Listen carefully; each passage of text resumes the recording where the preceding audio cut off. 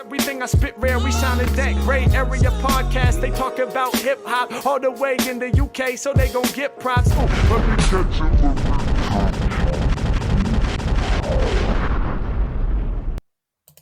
Hey, what's happening? Wow. The update. Yeah, got to update the board. Have to update the board. I'm always hesitant to get started. I'm like waiting to be interrupted every time. So I'm like, yeah, it's like a standoff.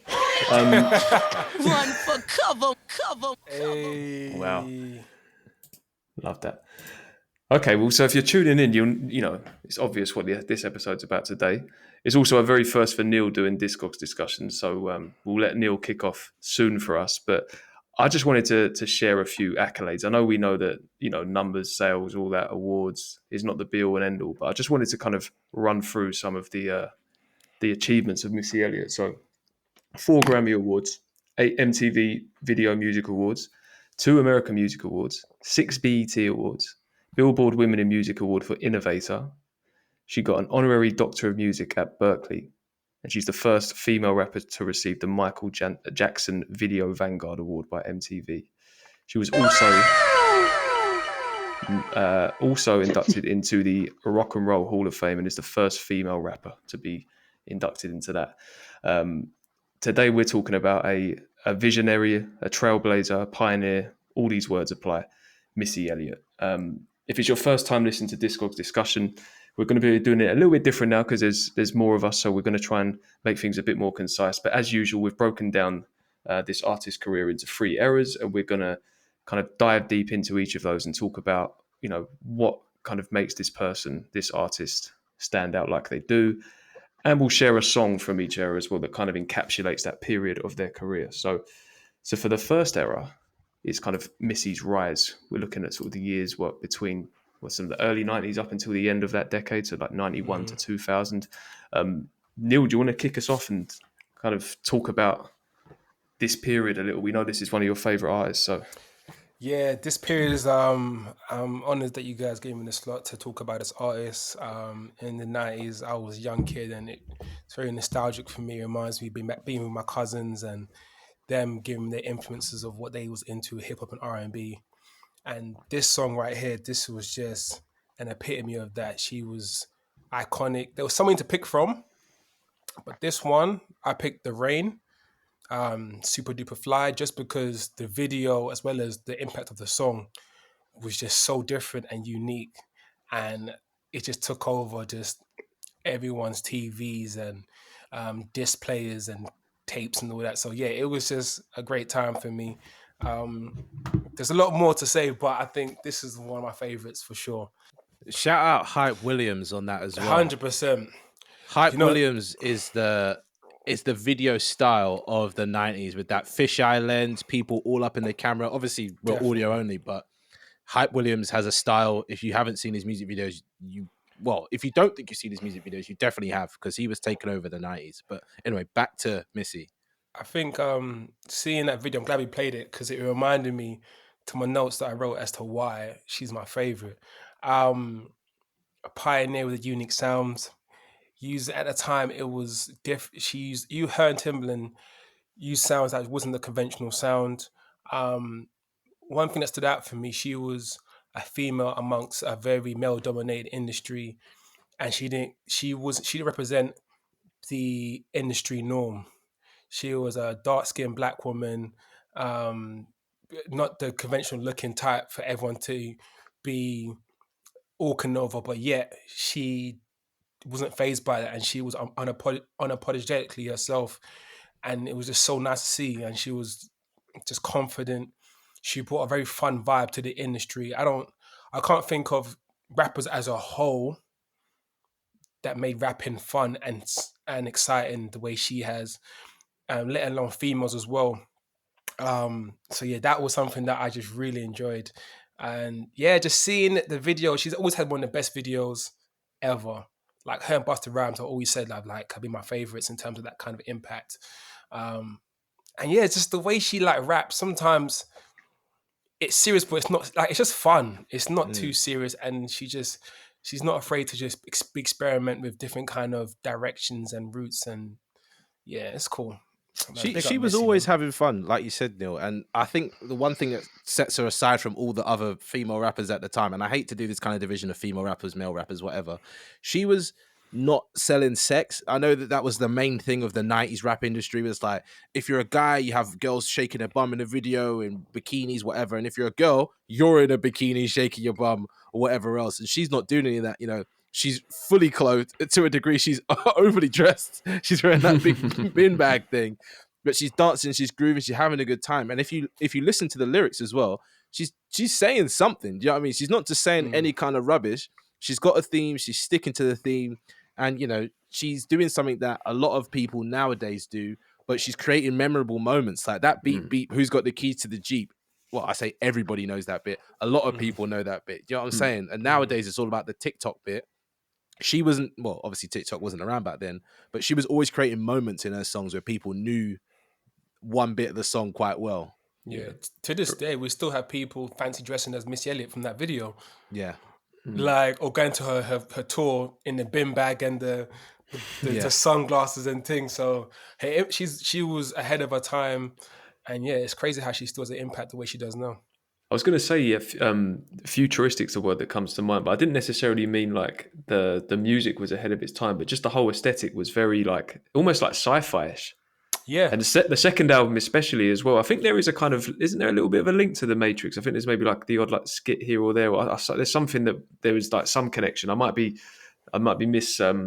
misinterpreting that or whatever, but I feel like it came out in '99 as well. I'm trying to remember if I've got that right or not. But I think I read an interview once where there was a mention to the Matrix. But anyway, there's a futuristic sci-fi element I see anyway to it. But and there's something I want to say here as well. This is like not prime Timbaland time, because I think prime Timbaland time was the early 2000s, but this is the start of prime Timbo time. And the stuff that he does with Missy is worlds apart from anything he made for the greats like Aaliyah and everybody else he's working with. It's always the most unique, crazy beats that he's given to Missy, and she's finding pockets, she's having fun, and arguably I think she's pushing him to make it even weirder or make it even more experimental. I don't know. I kind of feel like I agree. Definitely, him and Missy was the best kind of duo, but at the same time, his time with Leah was along the similar lines. It was still the 90s because Missy and Tim were writing and creating songs with Aaliyah. So you are right in terms of Missy and him probably have better things, but then Aaliyah also had like Your Love 1 in a Million, If Your Girl Only Knew. Those songs Missy wrote and Tim was producing, if I'm correct. So I hear what you're saying. It's a shame we didn't actually look that up to see what Missy wrote, because No, I yeah, know she she's wrote quite that. a big writer. Yeah, she She's wrote a One very in a big Million. writer. She wrote If Your Girl Only Knew, and I think maybe 4-page letter as well. I think it is. I see what Sam is saying though about, for sure, the music with Missy, these first two albums, they're very weird music. Like even the flow she's catching on this, I don't even know if a rapper used that flow before then. Exactly. She's catching pockets that unique. like, oh, I'm constantly locked in, because it's like, how's she gonna land the line this time? Yeah. It's amazing. Yeah. One of the best flows in rap, I think, possibly. Well, yeah, and we're in that time in the 90s where a lot of people had their like flow that they'd use all the time, but I feel like Missy was always coming different on every track. Yeah. She was finding a new flow on every track, much like Busta Rhymes was. And arguably, like back then, people were just trying to catch the beat rather than have fun in the pockets of the beat. You know what I'm saying? I had a question for all of you, but I wanted to just start with Neil because you introducing that track. But just quickly, because I had to look it up because I know what I said sounded a bit wild, but there was the song "She's a Bitch" basically. Oh, I love it says that it song. plays cuts from. That song's fire. I was just double checking that I'd heard it right, but there's like cut scenes from The Matrix. Okay. I need to go back to it again, but I knew I'd read it somewhere. But I'm trying to hear it in my head now, and I can't think of where that is. I can't hear it either, but yeah, so it'd be interesting to go watch it back if you and want. It says here that fuck it, we'll check it another time. Maybe I'm talking rubbish, but I've looked it up here just to double check. I've read it somewhere before. But the question I wanted to ask everyone, but to start with Neil, was when was everyone's introduction to Missy? So, like for instance, Neil, were you hearing this like kind of live as it was coming out, or did you come to it? Yeah, you were. Ages of 4, 5, and amazing. up. Because like you know, when you're younger, you go to your cousin's house for someone's birthday or Christmas, whatever. And back then, like buying a CD or having a record was like a thing. Like, oh, I got the new CD. Like, it was the biggest thing. It was like getting like the new GTA. So all the young kids would go up to the cousin's room, and the parents would be downstairs, and we'll be playing the CD player and just talking about just life and stuff. So I'm the youngest one of the things. So I don't really know anything, but looking back on those memories, that was the soundtrack of me going to these people's houses, you know what I'm saying? Or if I'm going on the way there, it'll be on the radio, or it'll be like my brother will have his CD and I'll take his headphones and I'll be playing it and stuff like that. So that, for me, that was very nostalgic. So it was from early. It was yeah, 'cause I was 93, so ages of like 4 and upwards, hearing Missy all the time. And my parents, this is what Missy's sick, because she didn't just appeal to the younger kids. My mum loves Missy Elliott. She was a Missy Elliott fan, like hardcore. So my mum would be playing the songs and singing her songs. So I heard it from my brothers, my cousins, and my mum. You know what I mean? So it was nice how she can represent. And I think it's because I'm just talking from my, I don't know if it's the truth, but I feel as if she represented a lot of black women that wasn't the stereotypical model or person in the forefront. Do you know what I mean? And I think she gave a new flavor that wasn't just about sex, like Sam was saying. It was about the music and the new energy. And my mum loved it. 'Cause my mum loves to dance. She's a soca queen, so she loves dancing. So if you bring dancing and vibes to it, she's there. So yeah, that's it for me. And there's an element of female empowerment in her music as well. Now, I know we're being a bit woke here, or I'm being a bit woke in saying this, but I feel like Missy definitely has an element of female empowerment in all of her music, especially even from the early days. Yeah. I just know it's interesting. She's not degrading women. By what she's doing, it's not degrading. It's the opposite. No, not at all. Yeah. How about everyone else then? Because admittedly, like my introduction for Missy was like the big singles in the next era we're going to talk about, and then like over the last 15 years or so, I've gone back and done the research and listened to all the music and that. But that was my intro, was things like Get Your Freak On and mine's MTV. Like So playing MTV was like my gateway into music. That was obviously like, my sister's only 2 years older than me, so I would have been like 4 or 5, and she would have been like 7. So we'd put on MTV, and obviously Missy would be playing in that rotation, and whatever else would be playing in the 90s. So that was how I found out about Missy. But she wasn't a big artist until 3-4 years after that, when Get Your Freak On and all them type of songs came out. So I want to hear how like someone like Theo and Kieran got into Missy, because it definitely happened around your late 10s, isn't it? Like 8, 9, maybe 10 years old when she popped off.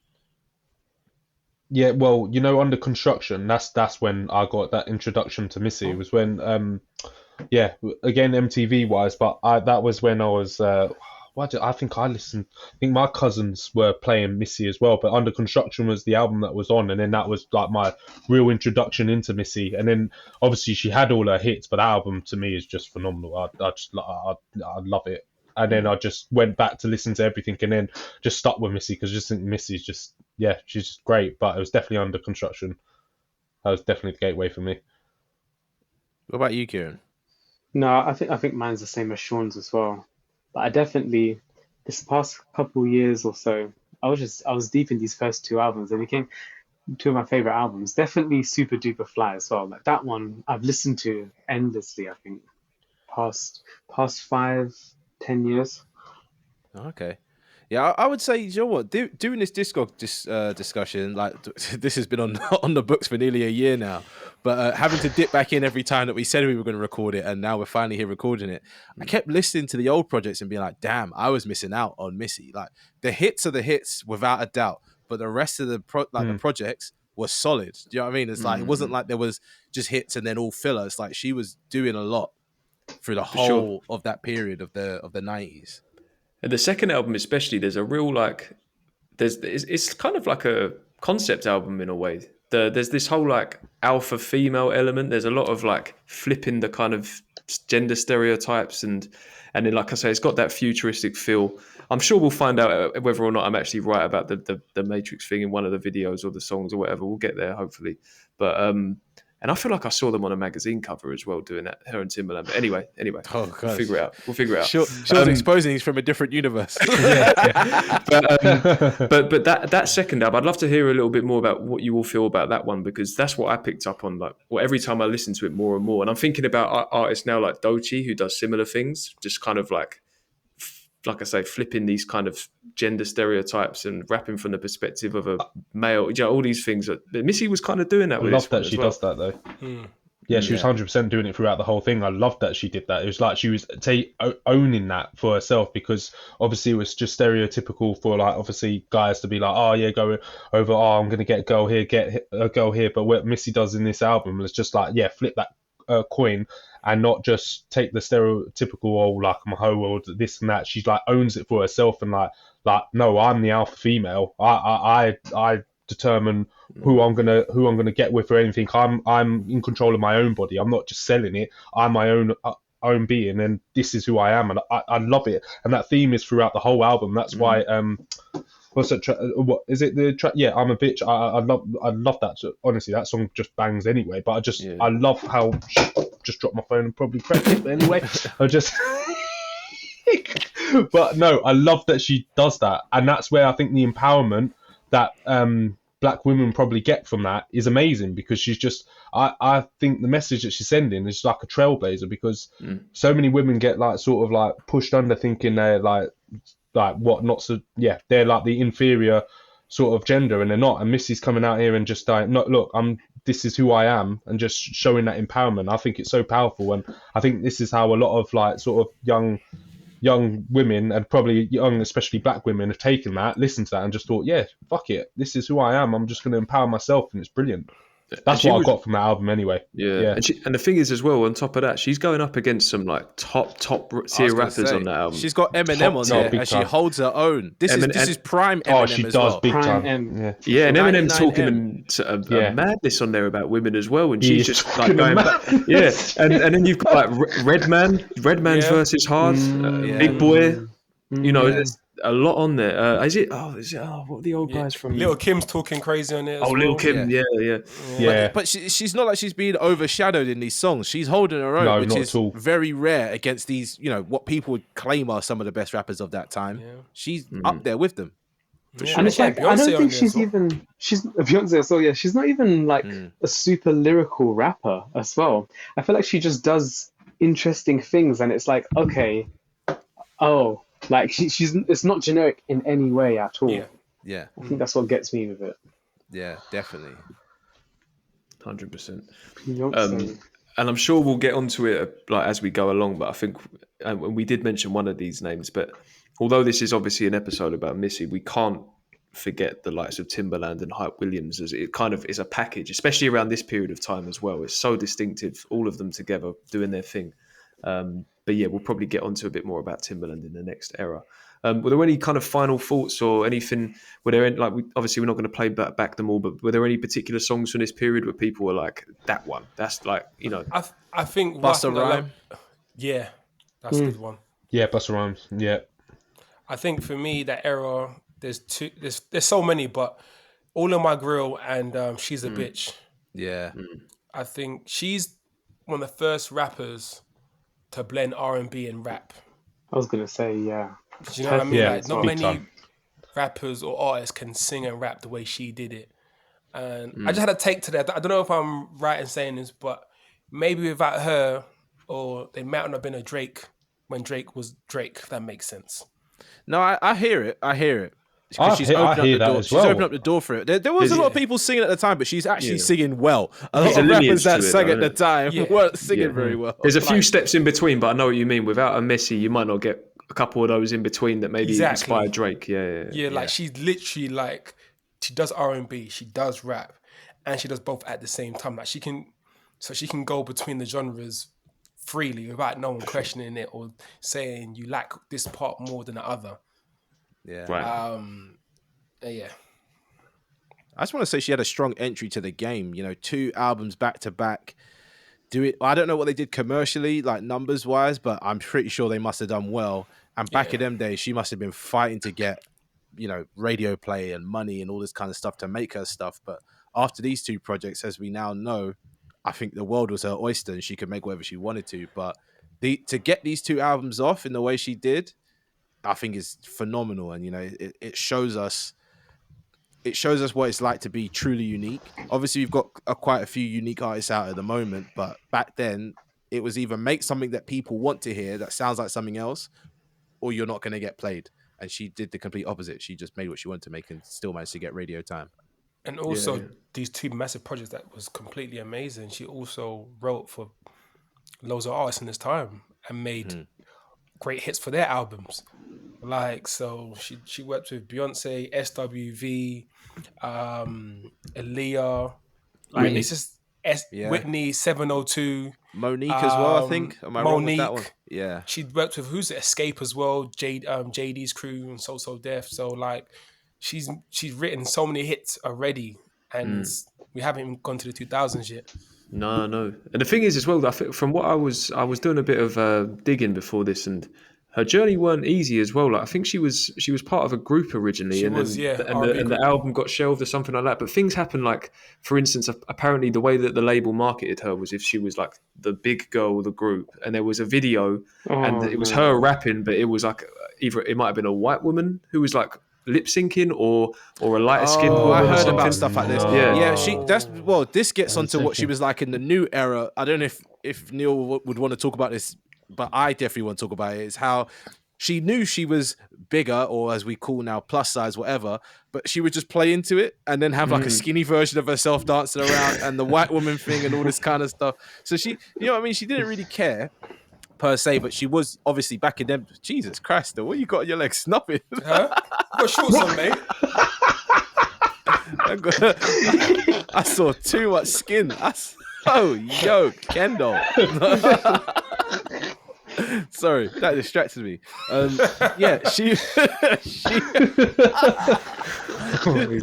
She really did own her own, not only her own looks, but as well as that she owned who she was, if that makes sense.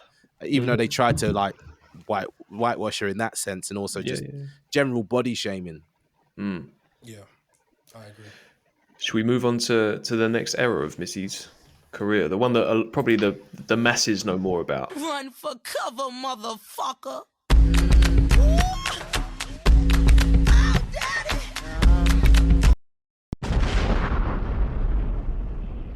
The 2000s, basically. I think it was an intro for a few of us here. I think a question before, like, I know, Sam, this is the one you're going to lead us through a bit more, but I guess a question I wanted to put out there, we don't have to answer it right now, but just to put it out there is, like, we know this was the kind of commercial peak, becomes like almost like a household name at this point. There's certain songs out there that are eternal bangers. But would we argue that this is maybe like the creative peak as well between her and Timbaland in terms of like experimenting and this is where boundaries? Timbaland got on the Asian beats. I don't know who gave him the Bollywood sample pack, but he rinsed Bollywood for all it was worth, man. Apparently he went Japan as well around that time and like just got a bunch of sounds and started incorporating it into the music as well. Or maybe it was the second album, but a lot of people from the US back then didn't leave the US the same way they do now to that degree. And to be a producer going around the world and hearing these different sounds must have been mind-blowing. Because you would only ever get the big hits that would be imported over for whatever, like music just worked differently back then. So to hear new music and hear new sounds back then, you'd have to leave the country. So maybe part of him traveling the world is what influenced his sampling to this era. But it was definitely for me some of the best beats I heard at that time. Like I'd never heard drums hitting like that. I'd never heard samples chopped up in such a way. And there's other songs in this era that Timbaland made with Missy on as well as features that I think are absolutely like mind blowing. So what's the track for you then, Sam? You're going to lead us on this one. What's the one that encapsulates this period for you? Now, to be honest, the Miss E So Addictive album was tempting to pick from because it's got all the hits on it, right? It's got a lot of the hits on it. 1 Minute Man, Get Your Freak On, Old School Joint. I've got a whole long list here, but I won't read it out. But to be honest, I'm going to go with the easiest one to pick, the one that I think everybody knows. I'm not even going to announce it. Well, I will announce it because the listeners know what we're listening to. But it's Get Your Freak On. you can't talk about this era without playing Get Your Freak On. Sorry, I had to let this bit play because it doesn't feel like listen to the video without hearing that bit, even though it's not the same song. So Yeah. So for me, Lick shots is hard, man. oh, this is what I'm saying. Like Missy, considering she's come off the back of those last two albums, to come out and do this, I know, is there an album in between this? I think there is an album in between. No, there isn't. I'm wrong. So to come out and do this with this big of a hit is crazy. And again, she does that thing where she creates a moment with that in your face. That whole bit is absolutely crazy. You know, I don't even have the right words to describe how amazing Missy Elliott is in this video as well. The way she's dancing, she's got everybody who's big in the game at the time in the video, like Ja Rule's there, Eve's there. I can't even remember. Ludacris was in there. So many different rappers. Cool J, yeah. And for people to just be pulling up to do a little cameo in your video, that shows that you're clearly that person. Do you know what I mean? Everybody loves you. You got no beef with nobody, and you're making good music. And I know I've picked a song from really early on in the era, so I hope that someone else will come with a pick from the album that came out only a year later, or maybe even the one towards the end of this period. But honestly, I just have lots of love for Missy, because without her, we don't get these fun party tunes. And I don't think the 90s and early 2000s would have been the same without her music, because it really sets a party off. The second you hear that, you know what time it is. You know, you're having a good time. I just wanted to say, I feel like there's not that many rappers that capture pop in such a convincing way that they're not selling out. Do you know what I mean? Like Jay-Z, Lil Wayne, they've done it so well. To be fair, Drake even as well. But like the way Missy's doing it here, it's crazy. Like it's everything about it's revolutionary, but it's all just hitting. Like anyone would enjoy this song. The way she's catching the pockets on the flow, it's like totally understandable, but it's like from a hip hop perspective, it's revolutionary how she's landing on the beat and how she's like grabbing us with it. The way that she's switching the flows on every verse and song. She's clear as well. This is the part that I think a lot of people get disillusioned with rap, is when they can't understand what someone's saying. You can hear every word she's saying clear as day, and you only have to hear that song once to catch the lyrics. It's that easy. Yeah, I literally I've got some like little notes here. I put delivery and flow on point. So it's kind of like what you were saying there, and I just put different levels of confidence. That's what I think of, with like especially these sort of next two albums in this period and the big singles. The swagger is unbelievable. Like she is. Oh, I love it. It's like she's taken all the momentum from the first two albums and then just applied it here and just Timbaland's gas in the video was making me laugh because it's like Missy's carrying such an energy. You look at Timbaland, he's just looking at her like, yeah, she's got it. Yeah, facts. Yeah, Facts. exactly. Well, I mean, that was quite a brief kind of talk about that era. I want to hear more about this era, because there's so many songs from back then that I could start listing off stuff from This Is Not a Test. I could talk about Under Construction. I arguably think Under Construction is actually peak Missy when I think about Missy and all the dancing she'd be doing, all that kind of stuff. I just think Under Construction in general is that album's unbelievable, because I was listening to it again, and like I said, I was sort of the introduction when I first got it, but for me it was almost like it was when I listened back, it was like hit after hit after hit after hit. Like obviously you got the clear singles that have come out that everybody knows, but if anyone like sort of wants to actually venture into the album as a whole is just unbelievable. And then she's just when she's collabing with the likes of Method Man and who else am I forgetting? Jay-Z, and I just think this album I love it. And Ludacris, Work It remix. 50 But there's a Work It remix. Yeah, Jeez, that was something else, man. But again, sorry, go ahead, Neil. No, the same for me. This is the time where, like, dancing, dancing was just so cool again. Like, I joined the dance crew at the time because of Missy Elliott. I think I want to say Step Up, maybe. One of them was maybe one or two was around when this when that album Under Construction came out. Was it? You got served out by then as well? Am I too early? I think so too. Yeah, You Got Served was similar because You Got Served was maybe a little bit. You Got Served was 2004 apparently, so a bit after this. Yeah, a bit after. There's songs from this in there, from this period in there. There are probably, I reckon so. But yeah, man, like she had the dancers in the video, like the girls dancers. Like her songs are always, and videos have always been about dancers, and it just empowered the dancers, and it always brought that to the party as well. And then people just seeing people. I used to remember going to parties or birthday parties, whatever, and people dancing to her songs and going crazy. Like seeing the crowd reaction, I love that. Like not many artists you had that kind of reaction to. If I look at the artists that did that kind of reaction, when people start to want to dance, go crazy, it was usually at dancehall, Missy Elliott. And it's hard to think of anyone else really. Like who got that kind of reaction? I can't. Only like later on, like you had like the ATL kind of dance kind of phase, but I can't think of many people that had that kind of reaction in terms of dancing wise, like Missy Elliott. Like she made you want to do breaking, and like Let me give popping, you guys a locking. throwback. This little white girl. Oh yes, man. Yes, this is nostalgic as hell. Yeah, man. Hey, yes. Yeah, man. Anyone who God, knows Missy this is Elliott knows bringing about back this hella white girl memory- moving Oh, crazy. yes. She's like 7 years old. This dancing. is Yo, bringing hella And memories. I think for Missy, I love her. I love her freaking choruses. Like that chorus, like is it worth it? That work it round chorus was Work crazy. it, yeah. Oi. That whole reverse thing that she did. Oh my days. No one was doing it like that. And No even, one. You know what's funny? It always happens in waves, yeah. But recently, I say recently, maybe about 3-4 years ago on the internet, people realized that what she was saying is the thing backwards, and they're losing their minds. I'm like, oh, come on, we already knew this. Like Missy Elliott is that, you know what I mean? That guy or gal. But it's crazy how creative she was with it because no one was doing that. And this is the biggest song out. Yeah. And people just going, you know what I mean? Like people would love that bit. Yeah. And these the couple things is like one of them is that these songs, especially in this period, transcended. So like you can go out now, any sort of club, you know, it could be a real sort of generic, you know, pop place. Songs like Work It, Come On, Get Your Freak On. Everyone knows the words. Everyone's doing the little reverse bit. You know, people, even if they're not doing the dances from the videos, everyone's up. It's, you know, these are real, like I say, transcendent tracks. The other thing I was going to say, just off the back of what you said about dancehall, Neil, the interesting thing as well that I really noticed more recently when I was going through the Discog is that she quite often worked with like dancehall artists or artists from Jamaica and the Caribbean, right? There's quite a few features for like whether it's big Vibes up Cartel, Elephant Man, boy. yeah, Beanie Man. Even on the first that's album, my guy.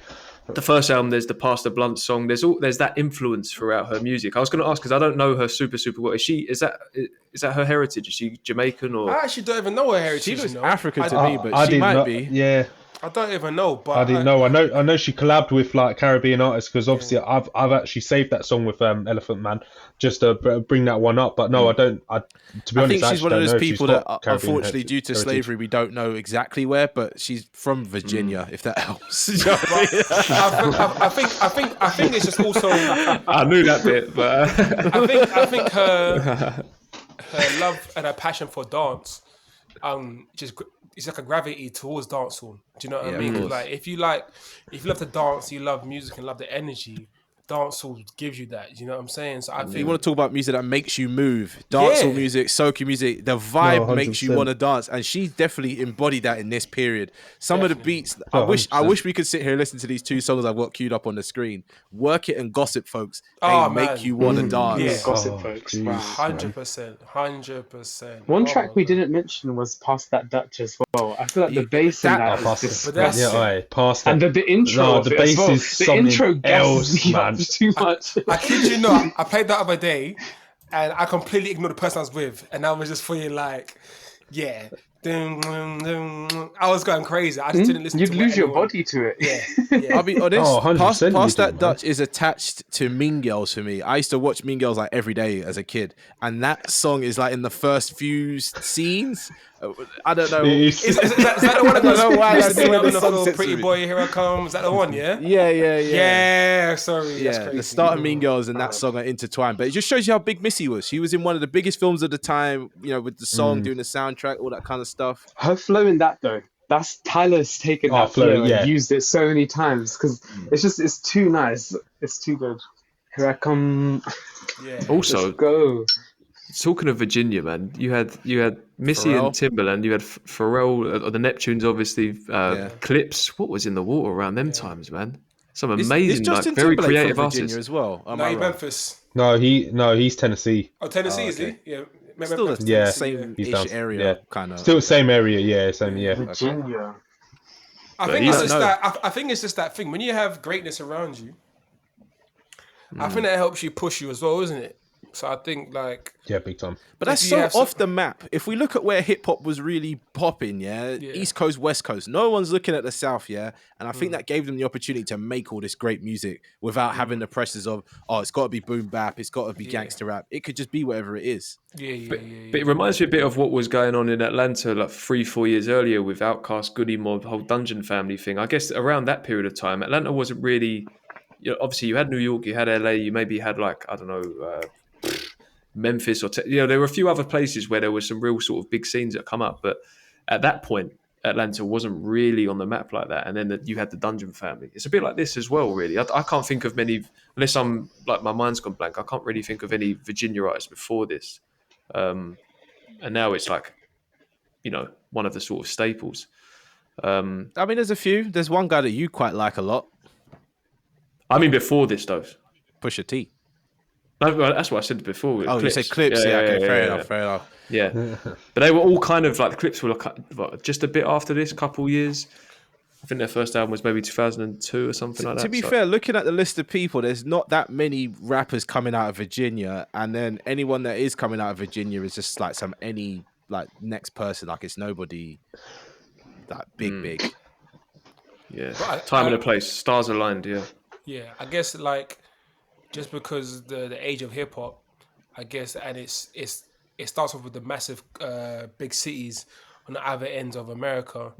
It kind of leaves the floor open for all the other states and cities to kind of make their mark on the genre. And I think that's why probably we haven't heard anyone else because they might have been good, but not good enough on the international level to make an impact. And I think Timbaland, Missy, and Pharrell were those people to kind of kick it off for Virginia, It's crazy because there's this, I'll have to find it. I said it like maybe a few years ago. There's this crazy stat, I think it might have been like 2003, of like how much the percentage of the airwaves that the Neptunes were taking up with their production, just like all the hits basically. It was like 80%. It was crazy. But then you add Timbaland to that as well. Like, there's no wonder Justin Timberlake worked with those two for his first album. And you know what I mean? Like, they were just the go-to killing it. people. Oh, yeah. Incredible. If you got the budget and you got the ability, you would work with the best producers at the time, and it was between the two. You either work with Timbaland or you work with Pharrell, and that's it. That's all you. That's your options. Do you want to hit or not? Well, that's true. Yeah. Sometimes both indeed. But I'm just thinking, was there ever other point in history where like two producers or sets of producers, whatever, from hip hop were dominating to that point, like beyond Kanye had a the time. genre? There was a time between Kanye, and oh god, I'm gonna kill myself. That's it. Not just Ryan Blaze, Leslie. Ryan Leslie. Maybe not over here, but in America, trust me, Ryan Leslie was massive. But he wasn't dominating like Kanye and Timbaland. When I was in America in 2005, you could literally switch between every radio station, and it was only playing Cassie, Me, and You. Every radio station. No, fucking day. that's one song. I'm talking about No, different but he had artists. other songs. That's what I'm trying to say. But I'm talking about other artists that he produced for, like these guys were talking about produced for such a several or like a number of artists. It's a monopoly on the industry. Isn't it? Because like if you go Swiss through like Beats though.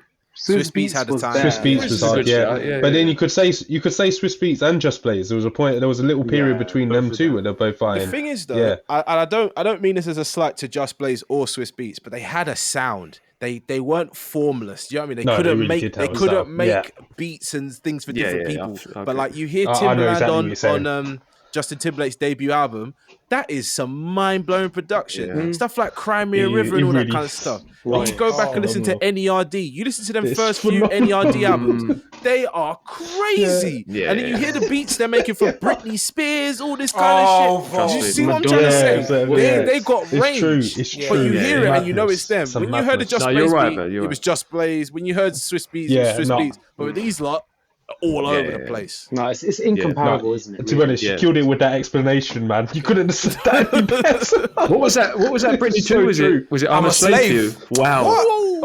What? I'm a slave. Stop it. Yo. God. No, Nah. don't. Fucking What was hell. going on, man? But you're right, though. Timbaland, Neptune's, Kanye, I don't think we've ever really seen that. It didn't happen before, and I don't know if it's happened since. Like, that level of domination. There's a lot more Britney songs, by the way. There's Boys. Oh, wow. Yeah, There's a Boys, lot. wow. Khalees as well. Neptune's are doing Don't like Yeah, Khalees stuff. Khalees. Oh yeah. Yo. Milkshake. That song is Yeah. crazy. Milkshake is a bit, yeah. Yeah, let's not get too deep into that. Yeah. We're talking about Missy here, but basically Virginia had something going on. Yeah, man. Something's in the water. Trust me. Any other tracks around this point? Anyone wants to make a point of? I'm sorry. There's so many more songs I could play from this era, but if I'm honest, I just had to get Gossip Folks out my system because that beat and the bars, everything about it is The absolutely features crazy. as well. Ludacris was the man back then. Yeah, And Ludacris was just too much. I Man. think this era, I could be wrong. I think this was the era where she did Ladies' Night as well, with Angie Martinez, Little Kim, and Left Eye. I think it was this time or just before. Let's have a little look. So that was like amazing because she got like a posse cut essentially for Ladies' Night, and that was one of the biggest things because like a unity of all women in the rap game, and it hasn't been done before. So it was kind of I know what you're talking about. Yeah, you might be right. Oh, 97. 90s. Oh yeah, 96, It's 97. just outside the era. just outside of it. Okay. Yeah, that's a good point to make though. She was also doing a lot of like, well, not a lot, but she was. Did you do some big sort of soundtrack stuff as well? Yeah, like, I was just literally about to mention Shark the Christina Tale. Aguilera track, Tell, yeah, but also yeah. when was why am I forgetting it? the Voulez-vous coucher song. Yeah, Oh, Moulin Rouge. that's yeah, the one. she- yeah. Yes, that was a Oh again, yeah, that was yeah. another posse Yeah. cut essentially. Well, That not. was fun. But it just proves that Missy Elliott was that talented and had that much skill, and quite why she kind of, had this, not even like shooting to fame. She had this spike in popularity, and then all of a sudden, arguably just stopped releasing music. I don't know if it was a personal thing or whatever else, but it's just like the gap between this era and the next era is a bit crazy. But she was, as we saw in all these videos, she was making dances, she was making good songs. All the best people in the game were messing with her. So I don't know if you know, Sean, in your research, why I feel like Sean has the answer. Yeah, Sean must have. But looking to you, Man, listen, I'm still here trying to get up this Matrix stuff. We'll get there though. We'll find the answer. I'm in live, but I think in a nutshell, she had some health issues, right? Yeah. Yeah, she had some health issues, which is really, really sad because, this is why I don't like the term sometimes about falling off because you never know what people go through. I wouldn't say she fell off. I say she took a break, and unfortunately for her, when she took a break, the tides changed from what she was she was riding, if not creating the wave, and then the tide just changed on her, and it's all about drugs and guns and all this kind of madness. Trap beats. Yeah, it got dark. Yeah.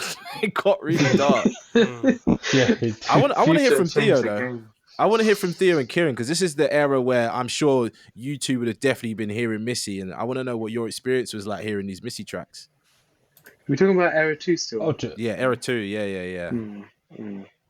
just that it was a madness. Like I said, we're under construction, but she just kept going on a high though, because even when you move on to obviously the next album, obviously under construction, as I said before, that album was just unbelievable. She was just riding a wave, and it was all fun because Neil was right about like Step Up, and like everyone was just dancing in school just to all these tracks, and everybody just wanted a piece of Missy, and I just thought it was just unbelievable. And then just to move on, and don't you actually find it mad that she was just dropping actually an album every year? Because actually when I take a moment to like think about it, like especially in this day and age where people take 2 to 3 years to drop a project, she was dropping a project like flipping every year. Look, and they were all fire.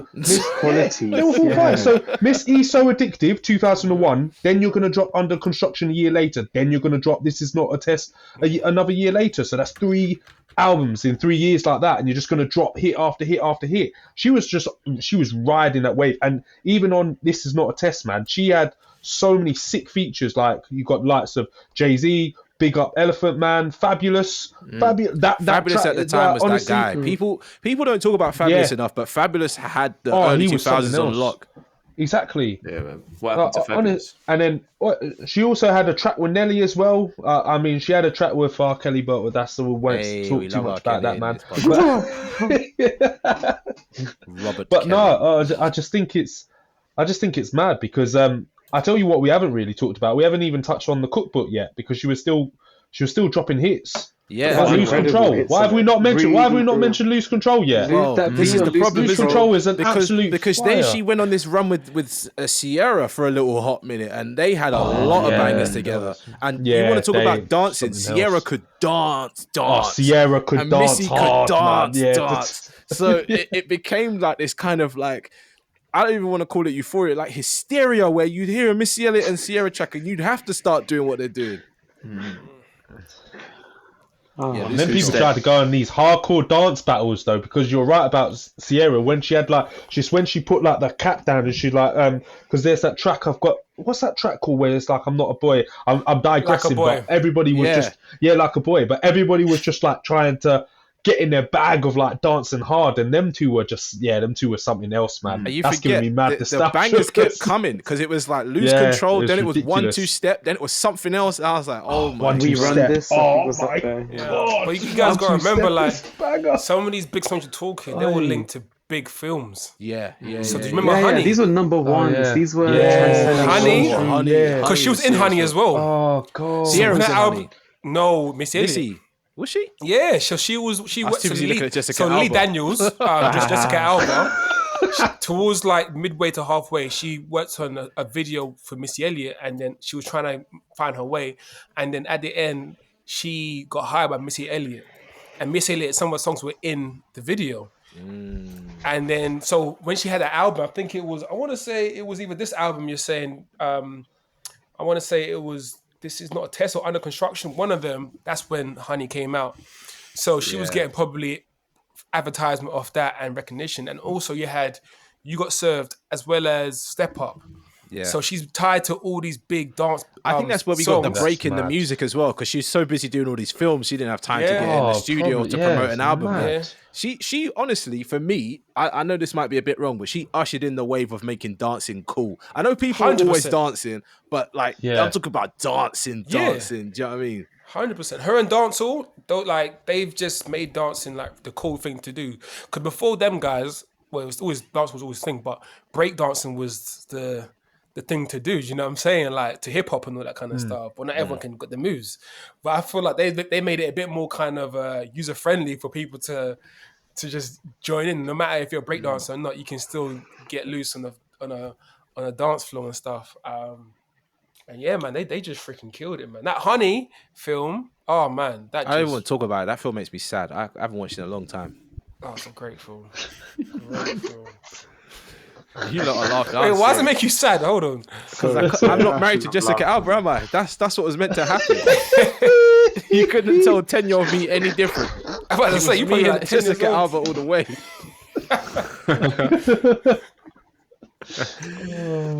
I think Missy deserves a lot of credit as well, because when you are, I guess, a writer and a producer, it must be hard to give up a hit.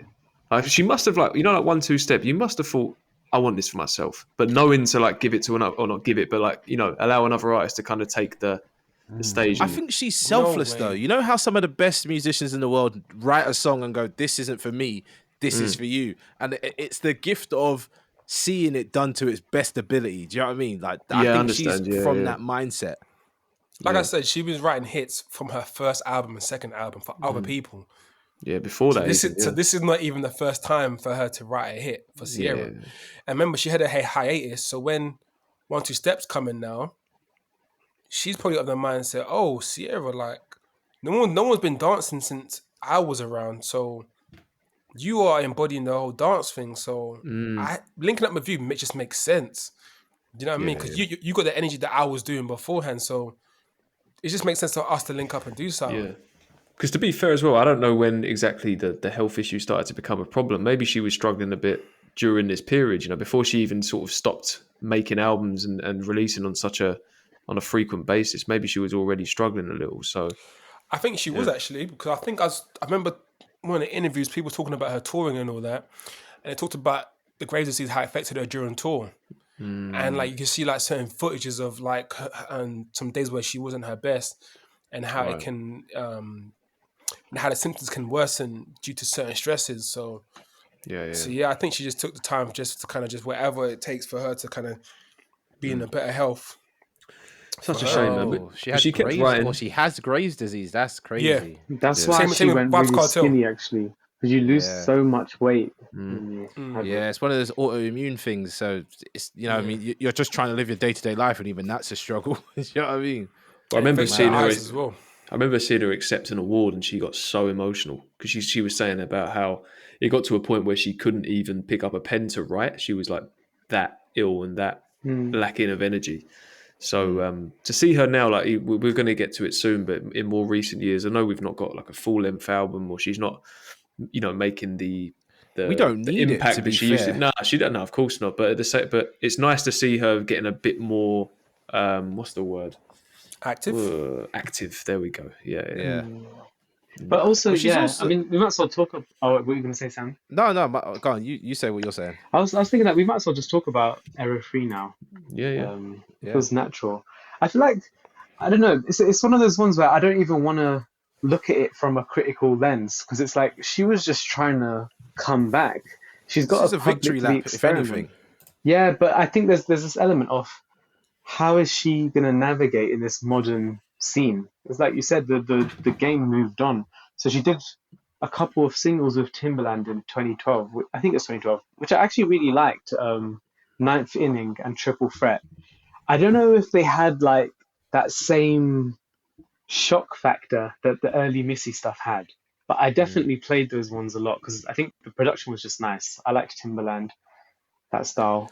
I'll be honest. yeah, I go on. didn't hear from Missy, and I never questioned why I never heard from Missy, if that makes sense. Do you know what I mean? It's like she kind of stopped releasing music. I grew up, I started listening to more like heavy rap music, should I say? And then I was But listening to a lot she got more indie removed from music. pop. Like she Yeah, wasn't. None of but these even songs when are she pop, came but the ones I back- picked are. Yeah, I was gonna say when she came back, I don't think she was getting the same love because no one knew where to play it because there was nowhere to play it. If you know what I'm saying? Exactly. Now, this is the thing as well. Might as well listen to it. The one I picked was the one she did with Pharrell, because I feel like it's called WTF, Where They From, and I feel like she found an interesting production on it. And I feel like I didn't used to like this song when it first came out, because Pharrell always is forward thinking with his production as well. Like sometimes it doesn't like totally hit the first time I hear it, but in hindsight and retrospect over this whole decade, I feel like she's actually tapped in this moment, and it's like she caught a bit of that essence from the past. I don't know if it's like she had Pharrell to help songwrite it with her, but something just feels right in this moment of this, like lyrically, vocally. Yeah. That beat was definitely ahead of its time. If I'm thinking that came Yeah. out in 2012. But I want to say this. I know it's a bit left field, but I'm thinking like Doechi sounds like how Missy sounds. If you get what I'm trying to say. Yeah, I see that. Bit of a Tierra Whack energy in it as well. Oh Yeah. yeah, Azalea Banks too. Yep. Yeah.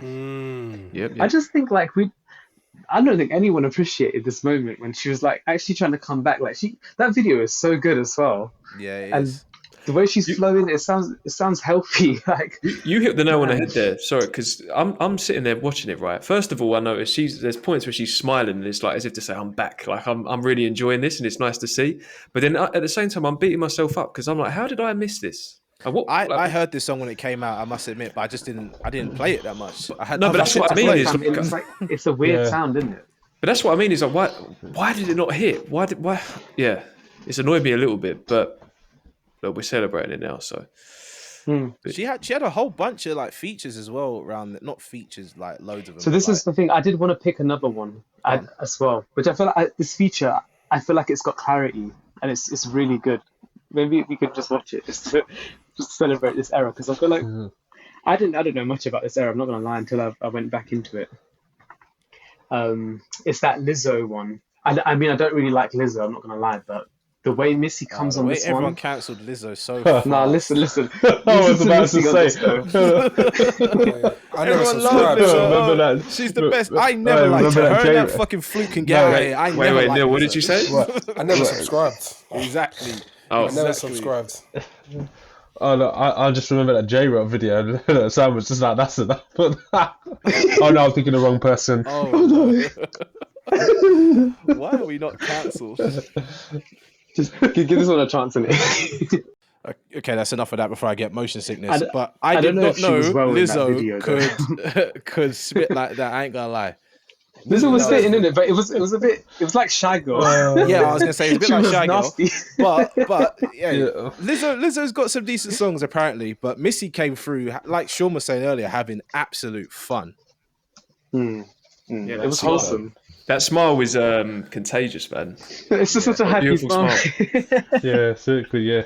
Sorry, I don't mean to expose you. I've never seen someone be so like conflicted during a song. There were times where you were like head bobbing, and then certain things on the screen would happen. I'm not going to say it. that was That would me. have been a person. But Theo was like, But you'd be That lying was if me you said too. you wasn't enjoying it. Because for me, I That was was looking at it, me I was kind too. of like, oh, hang on. The beat was catching me, the flow, and I look at it, I'm like, oh. I was just like, I wasn't like, oh. I was like, whoa. I was like, slow down. I was like, no, slow down. I like that Missy celebrating it though, because like that's what she started her The mad career part, with. right? You know, like I see some girls, that are stick thin, when they're throwing ass and it's moving. Lizzo was shaking her bum and nothing was moving. That was the part that was baffling me. There's so much there, and nothing was moving. I'm just like, what's going on there? I give it this. I respect Lizzo for her confidence and the message. You think about it was, people like fucking Ice Spice, all the people you hate, Meg Thee Stallion, all the was so people. funny, When they're man. throwing ass, there's loads of shit moving. She's got a lot on there, and there ain't much moving. I'm sorry. Hey, I'm not This getting into that. I'm just muscular saying we might have to. Just it wasn't- out, man. big it wasn't my argument aesthetic. now. That's what I'm saying. This is me saying it. But I'm not saying all that. I'm not saying it wasn't my aesthetic. But It the beat was wasn't- cold. The I beat's like hard. Lizzo's flow. Oh, yeah, the beat was fire, but yeah, no, sure. If you caught the face, it was like I was head bobbing, and then I saw. Yeah, I don't know, man. It I was just very keeping risque. It real, man. It was very, very It's just, risque. yeah. I We should have watched, given we watched some one wild a bit videos like, on the oh, damn. podcast. This was definitely the one with the most reactions from everybody. I saw Neil's eyes going that was so something wide at else. some point, so he was like recoiling in horror. Yeah. But yeah, no, Kieran, talk about this era of Missy then for us, like, because for us It's right a- now, it's a Missy's tough not really one, doing man. much. Like I didn't pick anything from the EP iconography because, well, there's one R&B one that is actually good, but I don't know. I felt like it felt like she was trying to say like, okay, I'm landing, and this is me as an artist right now. But I feel like it just didn't capture the great energy that like all of the past two eras had. And I feel like these two tracks that I picked, it has an energy in it that's like, oh yeah, Missy actually sounds like she's coming with flows, she's coming with delivery, she's sounding cool. I don't know. Has anyone listened to iconography? There's something a bit like something not right about it. I don't know. Yeah. It's not on the level of the previous work for sure. But these songs that we've just shared here, this is it. Like again, I can't believe I missed some of these, but Let's peak Missy for sure. But Yeah, It's the same I love energy her. though. I love her for her features as well. I think we talked about a lot of her singles and stuff and her own work, but her features as well was like great, or her written stuff. Like her most recent feature, I think that I liked was a flow. The flow one, yeah, that's a good yeah, song. that one's Oh, yeah, really, really yeah, good yeah, as well. yeah. Fly I was really Girl, glad wasn't to it? hear that. Yeah, Fly Girl. I was like, Yeah. yo, this is Missy's bag. I was gonna pick. Does that have a video? Yeah, it It does. does, Yeah. it does, yeah. It does, yeah. I hope she's well. It does. But do you know what was really cool about this era? Actually, there was that hip hop awards. I think it was last year in January. I might be wrong. And she comes on the stage, and she just looks incredible. Like she's serving a look. She's dancing again, and we might have to watch it now. To be honest, she's so cool in that What awards. was this? The awards? I thought you were going to talk about the Super Bowl, but okay, the awards. Nah, this was the 50-year anniversary, Missy. Oh. But we could preview her Super Bowl on us all, to be fair. Because it's nice to see. Wait, did she do Super Bowl? Did she? She popped out at I don't remember Rihanna's Super Bowl, maybe? No, that's not. No, wasn't it Madonna? Oh no, wait, I'm confused. We're all over the It's place. not that one. Christina? No, that's Nicki Minaj. did Christina do it? I What we don't watching know. here? Missy. I think she was at the Super Bowl, No, but I can't remember. I remember her coming out and busting a little dance. I'm sorry, she shouldn't have been there with Katy Perry. Don't piss me off. What is Katy Perry doing? Fam, Having the time of her life. I don't know. Don't do that. Looking like I'm a on mute as sad well. girl. That's what I was trying to say. I was trying to say I'm sorry, but Katy Perry is just not that hype woman, man. She's No, but she hit the hip hop note at it's not least. happening. She hit that note. I know, nice. but this no, but the way when she was like, yeah, come on, it was just it's wrong to like this, like oh no, Katy Perry ain't sexy doing this. Not, Missy's like 45 here as well. She's quite not old, but you know what I mean. She's a got woman of good a certain energy, age. so Missy should have her own Super Bowl by herself. Again, I think we've seen enough of that to know what's going on. yeah. Missy is definitely, and this is not even a stretch. She's a big star to a lot of today's artists. I think a lot of people grew up on her music. I don't know if I see the influences in everyone's music, but I definitely know that everyone who's out right now listened to Missy Elliott growing up. They had to. Influences, I think they're definitely influences there. Who would you say is like a clear influence from Missy Elliott? Any R&B rapping guy or singer or woman? I'll say SZA, Okay. Dolce, Yeah. Drake, Doja Cat. Now think about it, actually. Doja Cat, any Doja of Cat them. definitely. Any weird Nicki female Minaj. rapper, for sure. That's where it comes from. Nicki Yeah. Minaj is a weird one though, because when we spoke about Missy kind of tapering off, obviously now we know due to her health, that's when Nicki Minaj started taking off, and Nicki Minaj still kept the dancing train going. If you think about all her videos back then, Nicki Minaj was dancing. You know, there was a super bass dance, there was a this dance, there was that, whatever.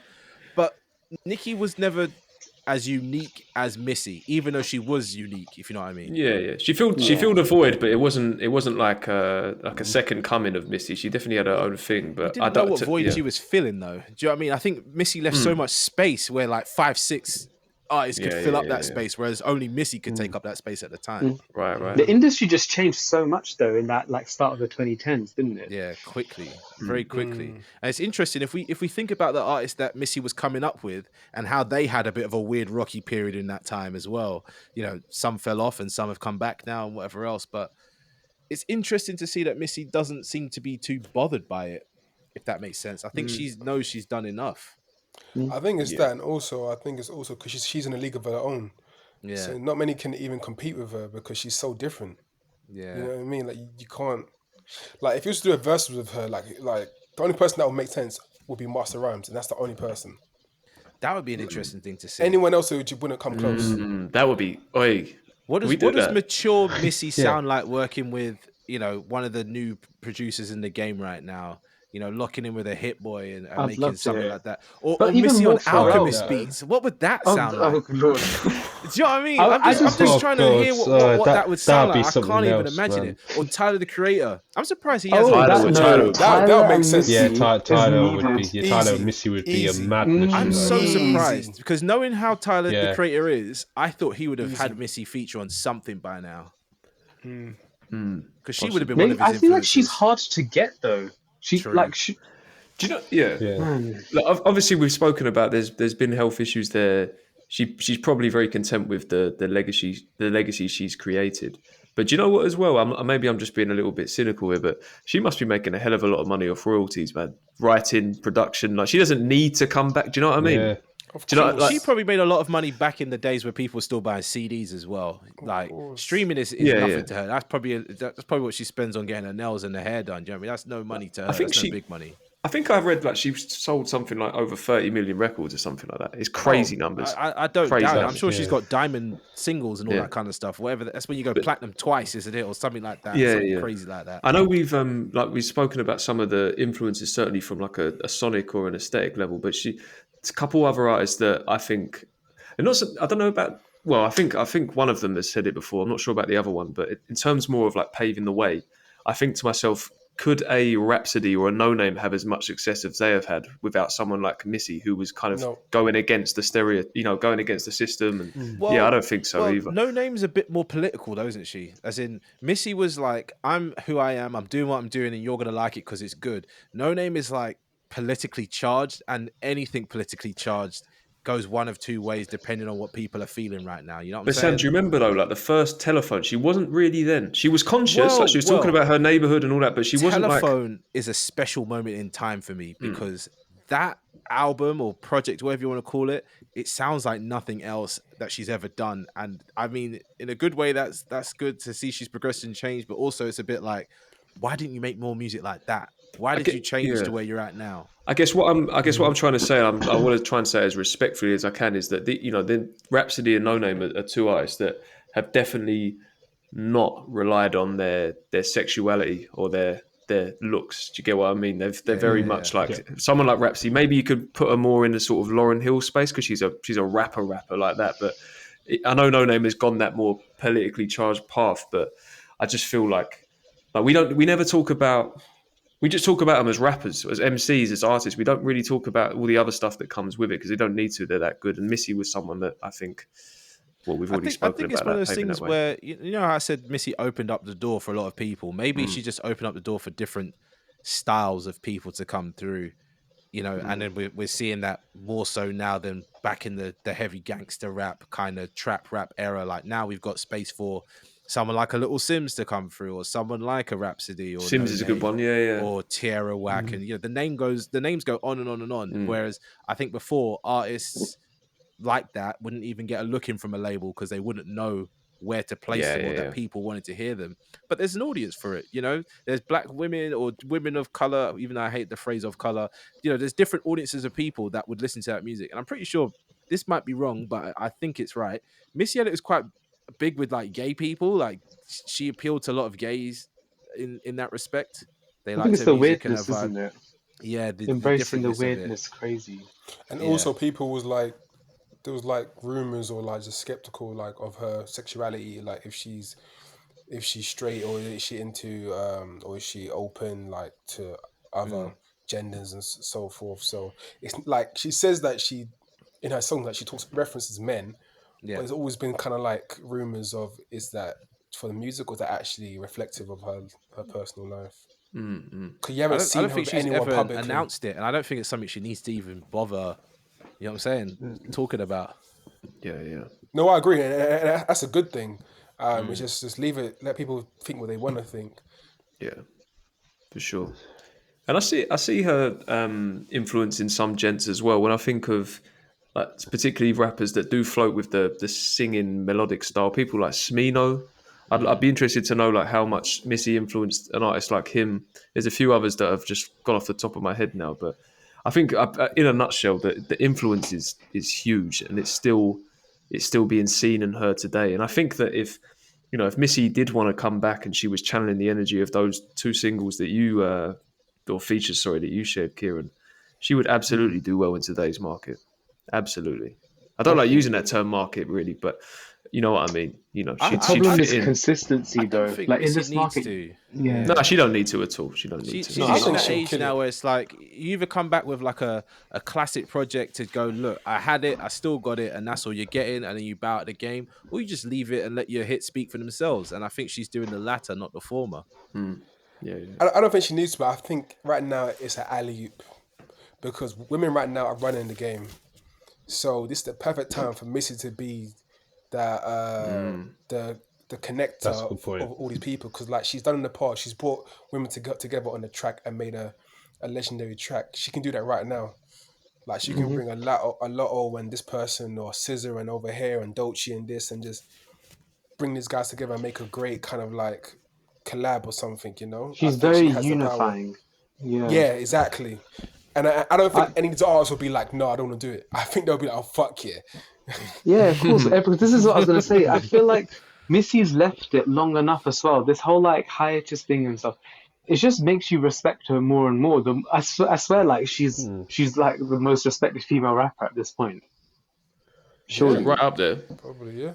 She's right up there. I mean, yeah, she. If we're drawing up top 10s and top 5s of just rappers in general without the segregation of male and female, she's definitely hitting my top 10. I don't know if she's in my top 5, but she's definitely in my top 10.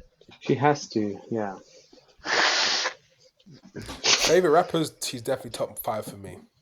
Really? That's amazing. That's a good episode idea. We should try and bring our top 5 to the table. I'm not saying best rappers of all time. I'm saying like favorite rappers. Yeah, favorite artists. Yeah, that's what I'm trying to say, because it's obviously about favorites. We can all sit here and debate. Oh, is it Eminem? Is it Nas? Is it Jay? You know, that's not the interesting conversations to be had. It's about who speaks to us and why. Do you know what I mean? That's definitely where Missy sits. Is like you could try deny her ability, but you could play so many songs and be like, do you hear this? Do you even like rap music if you're not vibing with this? Do you even like music? There you go. Do you know what I mean? Exactly, and that's partially why we do Discog discussions, right? Is to show people like not alternative artists like that, but like people in the scene that definitely have not reached the core rap audience. That's like, hey, you should be listening to this person. Like, if you want to really dig into what rap's about and how it's been going and growing over the years, Missy Elliott's one of those people you definitely have to tap into. Yeah. I also love that Busta versus Missy idea. We should do that. Go back to the battles. Busta versus Missy. I don't know who was trying to bring the battles back. You know me, man. I love a bit of competition. Friendships, man. I'd want to hear it, but who would you take, Neil? You take Well, Missy. as in like pick Missy or Busta? Like if you had to like take on that artist and represent them with their music in this battle, like That which one is would tough, you take? because both of them are my top 5 for favorite artists. Do you know what? I'll only say Busta, only because he has more aggressive, attacking type songs, Right. and it's a tricky one because Missy is more on the fun or R&B, heartfelt or girl empowerment thing. Busta has the fun, but he can also be attacking as well. So if we're doing a verses and we're doing like a clash, I can just play the Busta songs that are hype, as well as I can play the ones that will come at you, be like, yo, don't test me because Couple rounds down, be out to Pastor Cavossier or something like that. or like hoo-ha, hoo-ha. I can just come in with the... But that's not how the battles give me some always more. go. Like, we've had battles lost on softer tracks. I guarantee you, if just from my opinion, if we're battling, not just talking about just what songs are greater, if we're battling, like actually going to war, I think Busta will take it.